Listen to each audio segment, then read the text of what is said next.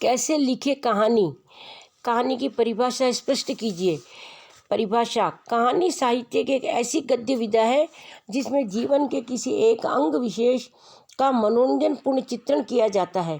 कहानी एक ऐसी साहित्यिक विधा है जो अपने सीमित क्षेत्र में पूर्ण एवं स्वतंत्र है, प्रभावशाली है। कहानी में मानव जीवन की कथा होती है। अलग अलग विद्वानों और लेखकों ने कहानी की विभिन्न परिभाषाएं दी है, परंतु कहानी की परिभाषा को लेकर एक निष्कर्ष पर नहीं पहुंच सकते। प्रेमचंद ने कहानी की परिभाषा इस प्रकार दी है: कहानी एक रचना है जिसमें जीवन के किसी अंग, किसी एक मनोभाव को प्रदर्शित करना ही लेखक का उद्देश्य होता है। उसका चरित्र, शैली तथा कथा विन्यास सब उसी भाव को पुष्ट करते हैं, अर्थात किसी घटना, पात्र या समस्या का क्रमबद्ध ब्यौरा जिसमें परिवेश हो, द्वंद्वात्मकता हो, कथा का क्रमिक विकास हो, चरम उत्कर्ष का बिंदु हो, उसे कहानी कहा जा सकता है। कहानी के तत्व कौन कौन से हैं? कहानी साहित्य की एक गद्य विधा है। इसके प्रमुख तत्व इस प्रकार हैं: कथानक अथवा कथा वस्तु, पात्र योजना अथवा चरित्र चित्रण, संवाद योजना अथवा कथोपकथन, देशकाल और वातावरण, उद्देश्य और भाषा शैली। कथानक अथवा कथा वस्तु, यह कहानी का पहला और सर्वप्रथम तत्व है। कहानी में आरंभ से अंत तक जो कुछ कहा जाए उसे कथानक अथवा कथा वस्तु कहते हैं। कहानी में घटित होने वाली घटनाएं उसका कथानक होता है। यह कहानी का मूलाधार है। इसमें आरंभ, मध्य और अंत 3 भागों में विभाजित किया जा सकता है। पात्र योजना अथवा चरित्र चित्रण, यह कहानी का दूसरा प्रमुख तत्व है। कहानी में पात्र योजना कथानक के अनुरूप होनी चाहिए और नायक और नायिका 2 प्रमुख पात्र होते हैं, अन्य इसके सहायक पात्र होते हैं। पात्रों के द्वारा ही लेखक अपना उद्देश्य स्पष्ट करता है और समाज को संदेश देता है। संवाद योजना अथवा कथोपकथन, संवाद का शाब्दिक अर्थ है परस्पर बातचीत करना। कहानी में पात्रों के बीच हुई परस्पर बातचीत को संवाद अथवा कथोपकथन कहते हैं।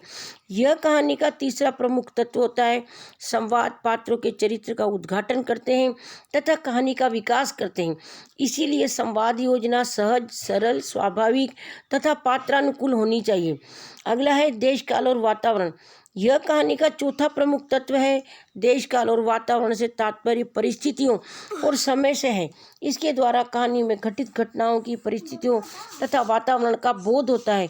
कहानी में देश, काल, वातावरण कथानक के अनुरूप होना चाहिए तथा घटनाओं से समन्वय होना चाहिए। उद्देश्य, यह कहानी का 5वां प्रमुख तत्व है। साहित्य में कोई भी रचना निरुद्देश्य नहीं होती। प्रत्येक रचना का अपना कोई न कोई उद्देश्य अवश्य होता है। इस प्रकार कहानी भी एक उद्देश्यपूर्ण रचना है। कहानी में लेखक अपने पात्रों के माध्यम से अपना उद्देश्य स्पष्ट करता है। भाषा शैली, यह कहानी का 6वां और महत्वपूर्ण तत्व है। कहानी में भाषा शैली सरल, सहज, स्वभावानुकूल, पात्रानुकूल और विषयानुकूल होनी चाहिए। इसमें सहज और सामान्य शब्दावली का प्रयोग होता है। कहानी में पात्रों अथवा चरित्रों का क्या महत्व है? कहानी में पात्रों अथवा चरित्रों का बहुत महत्व है, जो इस प्रकार है: पात्र कहानी के मूलाधार होते हैं, यानी मूल आधार होते हैं। पात्र कहानी को गतिशीलता प्रदान करते हैं। पात्र कहानी का उद्देश्य स्पष्ट करते हैं। पात्र पाठकों को संदेश देते हैं। पात्र कहानी को समापन की ओर ले जाते हैं। कहानी में संवाद योजना कैसी होनी चाहिए? स्पष्ट कीजिए। कहानी में संवाद योजना सहज और सरल होनी चाहिए। संवाद योजना स्वाभाविक होनी चाहिए। संवाद योजना पात्रानुकूल होनी चाहिए। संवाद योजना विषयानुकूल होनी चाहिए। संवाद योजना रोचक होनी चाहिए। संवाद योजना संक्षिप्त होनी चाहिए।